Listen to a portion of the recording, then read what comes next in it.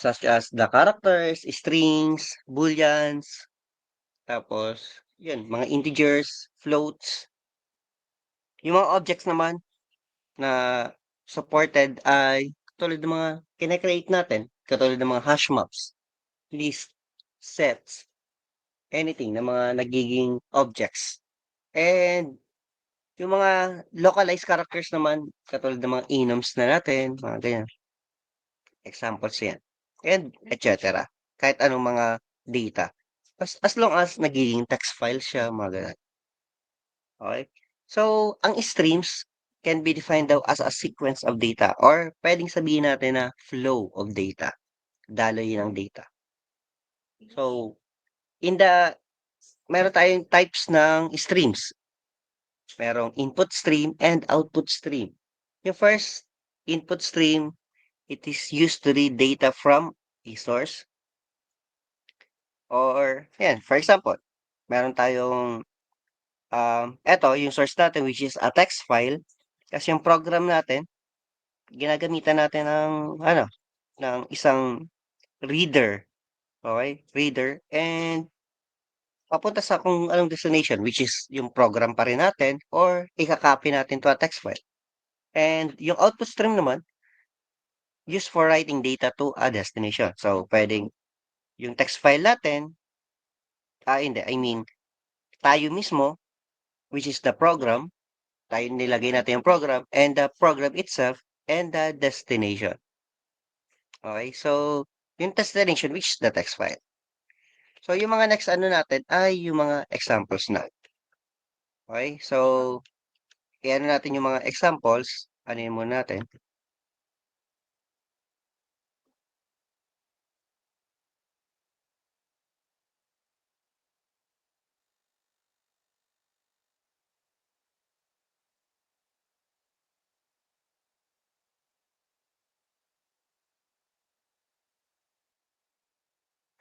So, eto mga examples, gagawin ko na lang as live demo or live practical. Okay? So, gawin na natin. Eto. So, unahin natin. Magra-write tayo ng sa isang file from our program. Okay? So, gagamitin ko ngayon ay buffered writer. So, just like any other mga classes, syempre, gagawin natin siyang ganito. Parang simpleng mga classes, 'di ba? So, syempre, kaya siya nagkakaroon ng exception kasi nga di natin na import. So, import muna natin. And basahin natin bakit siya nagkakaroon ng red line or exception. Sabi dito, add argument daw. To match ganito. So, meron siyang, eto si buffered writer, may dalawa siyang constructor dito. Check natin. Ayan, dalawa yung constructor niya. Then, yung isa, kailangan daw natin ng writer. And yung isa, kailangan natin ng writer and integer. So, punta na lang tayo dito sa writer. Kailangan lang natin ng writer lang. So, lagay tayo ng writer. Ayan, new writer. So, ayan, undefined daw to. So, siguro kailangan natin ng file writer. Ayan, file writer. So, dahil ito, file writer, nagka-red ulit, lagyan natin na import ulit natin. Okay, so import natin. And ano naman kailangan daw ni file writer? Kailangan niya i-match yung mga arguments na to or yung mga constructors. So, lalagyan natin ng file writer na to. Okay, so lagyan natin ng ganito, which is a file. So, siyempre, file siya, lalagyan natin ng text file.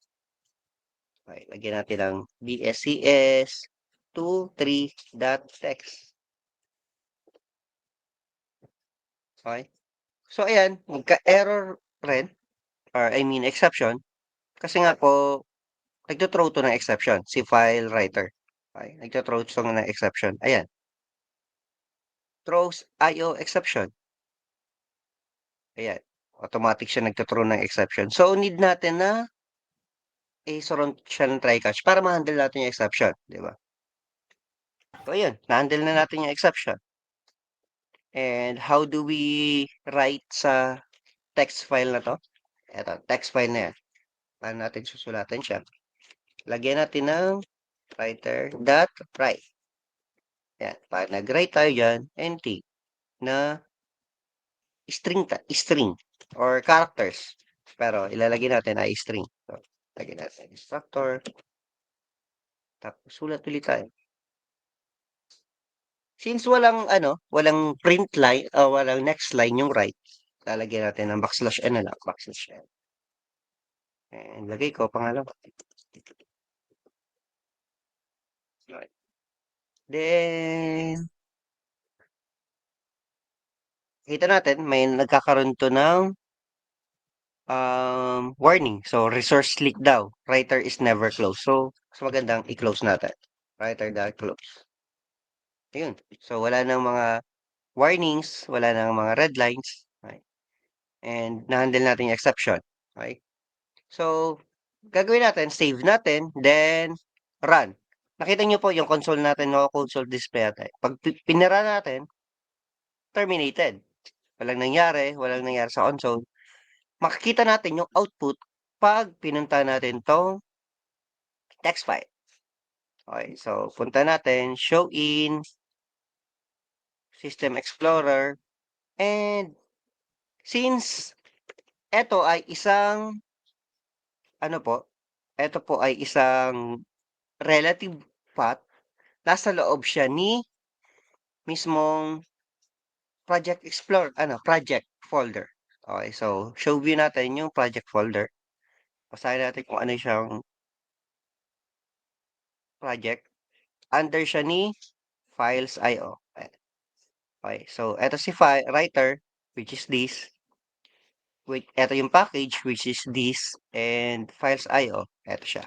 So, di natin nakikita dito. Tingnan natin dito sa mismong files.io. Ayan.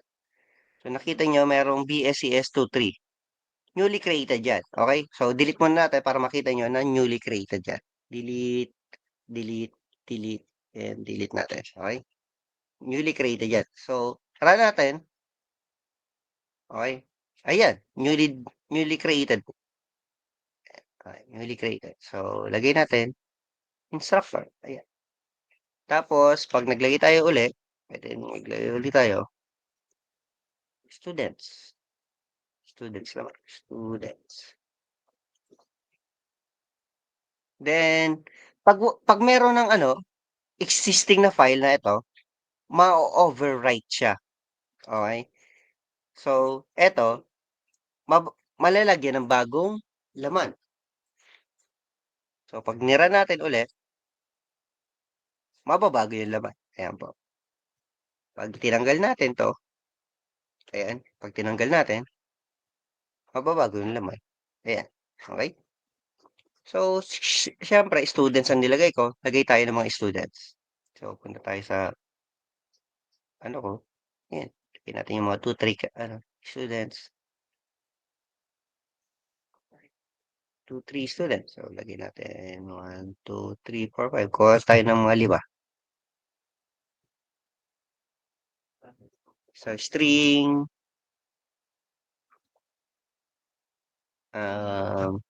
yan. Gawin nating array, students, para madali. Diba? Pag ginawa nating array. Tapos, lagay natin. Tapos,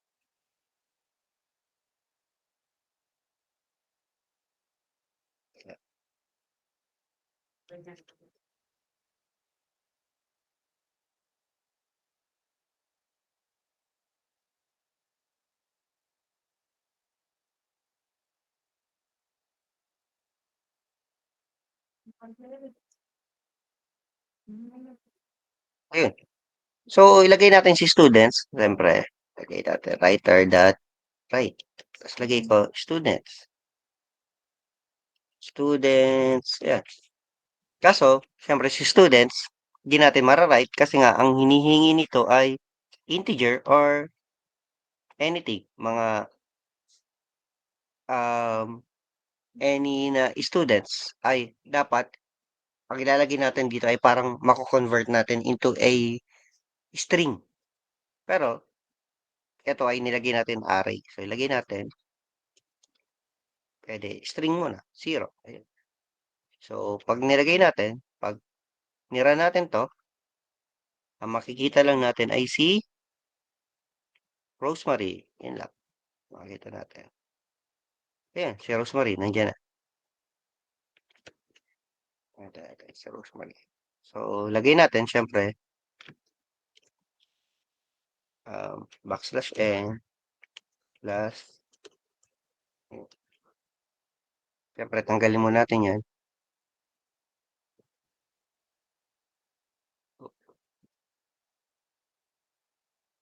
Asan na yung ano? Showing System Explorer. Nilagyan ko lang ng space. Ay, ng new line. Ayun. Di ko pala na-run. Okay,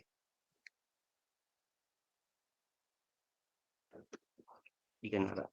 So, run natin. And, ayan. Nalagyan na. So, syempre, hindi lang ito naman yung nalagay kong students. Gusto natin ilagay lahat. So, para malagay natin lahat, i-print natin. Diba? So, pwede tayo gumamit ng for loop. Okay, for strings, students.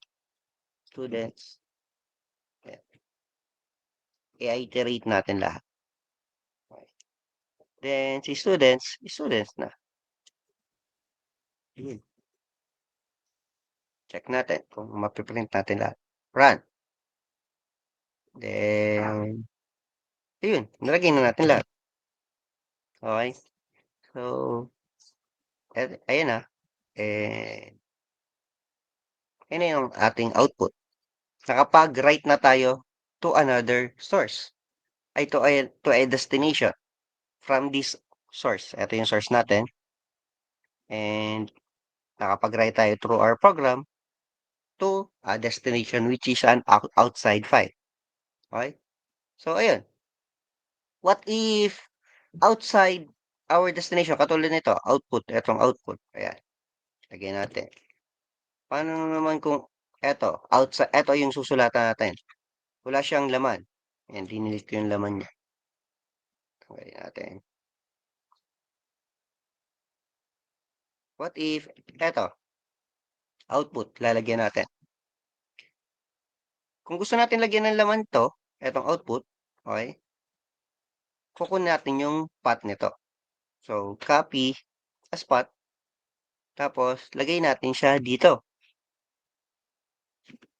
Okay, ayun, lagay natin dyan. The problem is, nagkakaroon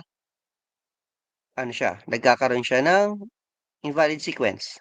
Kasi nga po, yung backslash ay inaano niya, parang iba yung sinasabi ng backslash, di ba? Katulad na ganito, backslash n. Yan. So, kailangan natin i-double backslash para mabasa yung backslash. Ayan. So, okay na. Okay? And eto po, ang tawag nito ay absolute path. Ibig sabihin, yung kumpletong address ng inyong file. Yung kanina ay relative path. Kasi nga po, nasa loob siya ng isang project folder or nasa loob mismo ng folder ng ganito, ng kasama na itong file na to. Kaya ganon. Okay, so pag ganito, nira natin, ayan, nira na natin, punta natin yung si output, ayan, ayan, sulat na natin dito kay output. Okay, ayan, ayan, nasulat natin kay output. Okay. So, any questions? Baka may questions kayo dito regarding sa buffered writer. May questions kayo regarding sa buffered writer? Wala naman. So, punta tayo sa ano. Gusto naman natin basahin to. Ito naman ang basahin natin. Yung laman nito, basahin. Okay? So, para basahin natin yan, tanggalin mo natin to. Siyempre nga, di ba? Magbabasa tayo ng isang file. So, buffer gamit tayo ng reader. Okay? And eto, reader 'to, basahin natin. Reader rin. Eto, siyempre gagawin nating reader rin. Reader. Tapos babasahin natin yung laman nito ni output.txt. Since ito ay read kasi di pa siya na-import. Ito rin, di rin siya na-import. So si reader, para mabasa natin, reader.readline. Okay. So ilalagay natin sa loob ni, lagay mo natin sa loob ni ng isang string. Then reader.close muna natin para ma-close natin. Di walang sources leak. And print natin system.out.print. Then read. Okay. So,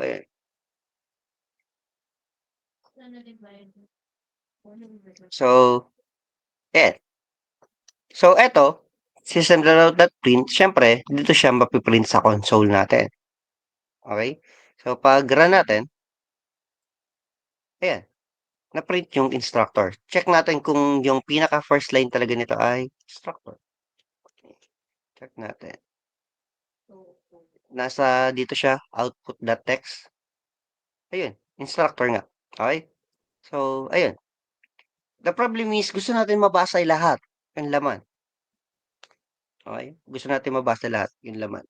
So, paano natin gagawin yun? Pwede natin iterate or gawa tayo, oy, iterate. Gawa tayo for loop, while loop, or anything na looping. So, gusto kong gamitin ay while loop. Okay? Gama tayo ng while loop. While si read is equal to reader dot readline ay hindi to equal to null. So, eto, syempre, for example, wala pang, ano siya, null muna siya, null muna tong si read. Tapos, pagdating dito, kay read, lalagyan natin ng everything na nire-read niyang line. Eto, ipapasok natin dyan. Pero eto, hanggang di daw siya null, mag, ipiprint niya to. Okay? Hanggang hindi siya null, ipiprint niya yan. So, pag null na siya, di na siya magpiprint. Okay? So, ayan. So, check natin kung gagana.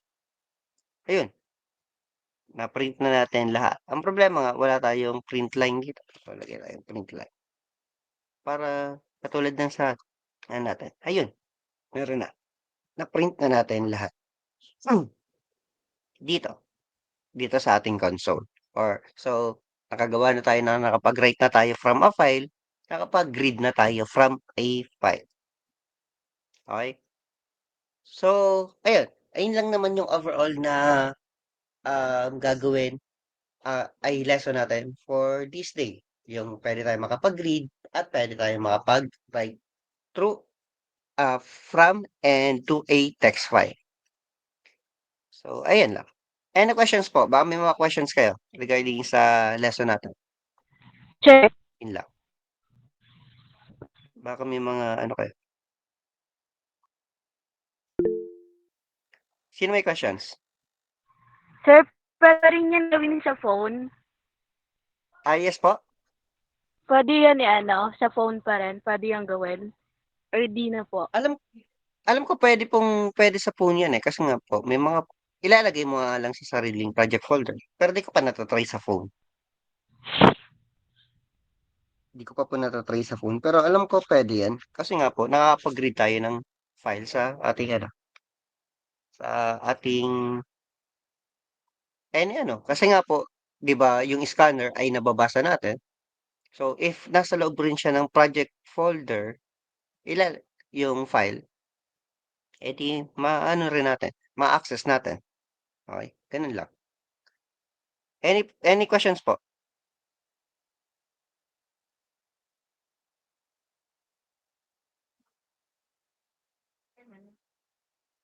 May questions pa ba? Wala naman na. So, ayun. Kaya nga, sabi ko nga, nakapag-announcement na ako, nauna na yung announcement.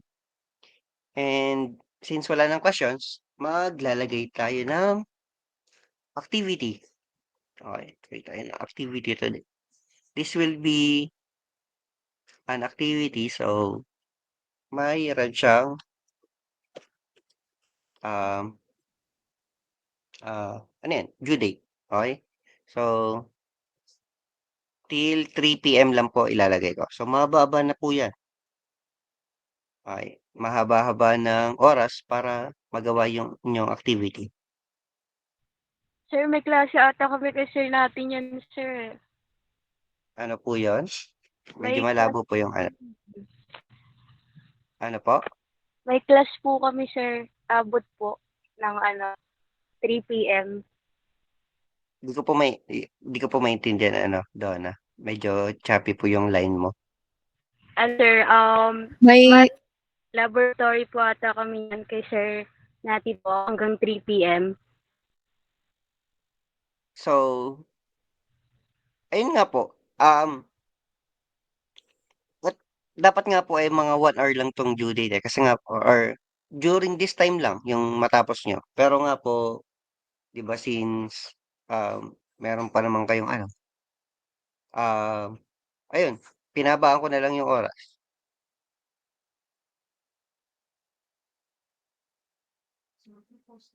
11 a.m. to 3 p.m. So, sige, extend ko ng till 4 p.m. Okay? So, ayun, medyo mahaba na yung oras na yun.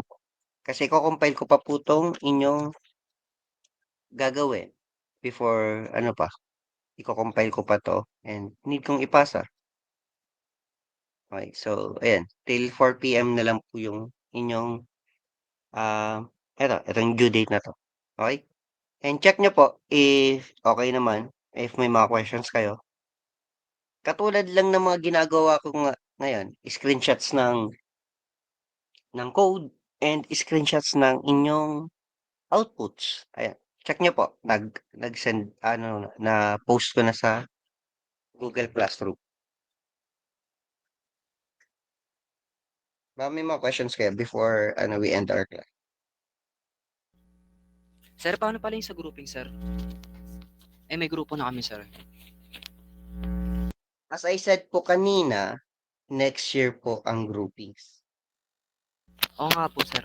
Parang ano po yan, bagong mga member o yung kami-kami na yung Pinaformulate ko pa po kasi yung instructions, kaya po next year pa po lahat. sige po.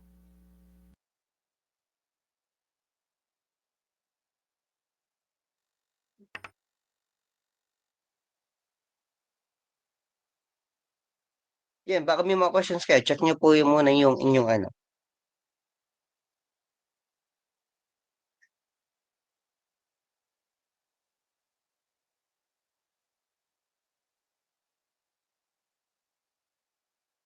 So, ayan, wala naman. Na-check nyo na po ba?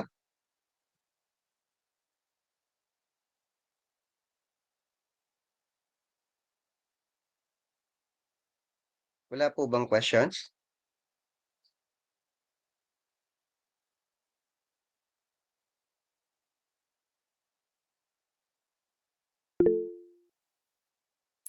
Yes, ano? Yan. Sige, ikaw muna, pre. Ikaw muna.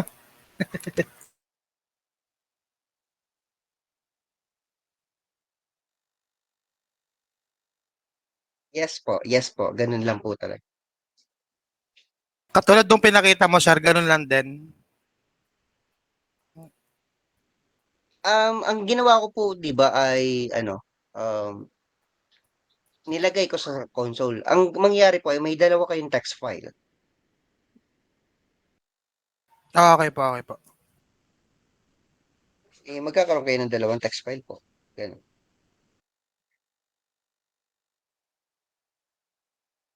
Any questions pa po?